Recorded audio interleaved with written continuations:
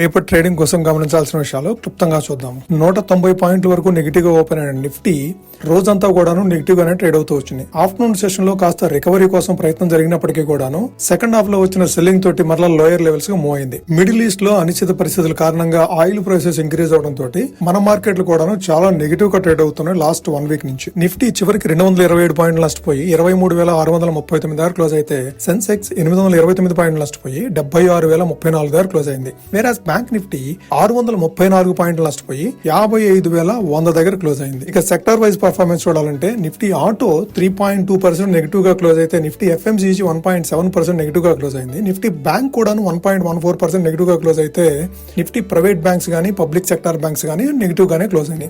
Overall గా 21 sectors లో 4 sectors మాత్రమే పాజిటివ్ గా ట్రేడ్ అయితే 17 సెక్టార్స్ ఈ రోజు నెగిటివ్ గా క్లోజ్ అయినాయి. ఇక మార్కెట్ స్టాటిస్టిక్స్ విషయానికి వస్తే టోటల్ గా 3,307 స్టాక్స్ ట్రేడ్ అయితే 1237 స్టాక్స్ అడ్వాన్స్ అని 1963 స్టాక్స్ డిక్లైన్ అయినాయి. అడ్వాన్స్ డిక్లైన్ రేషియో వచ్చేసి 2:3. ప్రతి 2 స్టాక్స్ అడ్వాన్స్ అయితే 3 స్టాక్స్ డిక్లైన్ అయినాయి.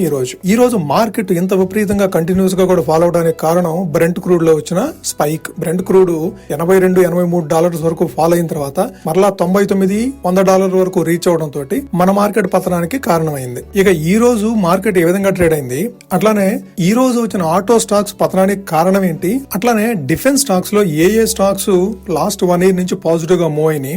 నోమురా వాళ్ళు ఐటీ స్టాక్స్ గురించి ఒక పాజిటివ్ రిపోర్ట్ రిలీజ్ చేయడం జరిగింది. ఆ పాజిటివ్ రిపోర్ట్ ఏ విధంగా ఉంది అనే విషయాలు కూడా పూర్తిగా డిస్కస్ చేస్తూ రేపటి ట్రేడింగ్ సెషన్ కి Nifty Sensex support and resistance ఎక్కడ అబ్జర్వ్ చేయాలో క్లియర్ గా డిస్కస్ చేయడం జరిగింది. ఇక్కడ ఇచ్చిన లింక్ ద్వారా మీరు ఆ వీడియోను వాచ్ చేయొచ్చు. ఇక ఎఫ్ఐఐ డిఐఐ డేటా విషయానికి వస్తే ఎఫ్ఐఐ 6,267 కోట్ల వర్త్ ఆఫ్ స్టాక్స్ సెల్ చేస్తే నిన్నటి రోజున డిఐఎస్ 4,926 కోట్ల వర్త్ ఆఫ్ స్టాక్స్ బై చేశారు. ఎఫ్ఐఐ సెల్ చేసిన అమౌంట్ కంటే డిఐఎస్ బై చేసిన అమౌంట్ తక్కువగా ఉంది. సో రాబోయే రోజుల్లో ఇదే విధంగా కనుక కొనసాగితే మన మార్కెట్లు ఇంకా పతనం అయ్యే అవకాశం మాత్రం లేకపోలేదు. ఇక చార్ట్ ప్రకారం నిఫ్టీకి సపోర్ట్ అండ్ రెసిస్టెన్స్ చూడాలంటే రేపటి కోసము 23,430 అనేది సపోర్ట్ కింద యాక్ట్ చేసే అవకాశం ఉంది. అదే అప్ సైడ్ చూడాలంటే 23,810 అది రెసిస్టెన్స్ కింద యాక్ట్ చేసే అవకాశం ఉంది. ఒకవేళ 23,430 కనుక బ్రేక్ అయితే 22,900 వరకు కూడాను ఫాలో అయ్యే అవకాశం ఉంది నిఫ్టీ. అదే సెన్సెక్స్ సపోర్ట్ అండ్ రెసిస్టెన్స్ విషయానికి వస్తే సపోర్ట్ 75,450 దగ్గర సపోర్ట్ తీసుకునే అవకాశం ఉంది.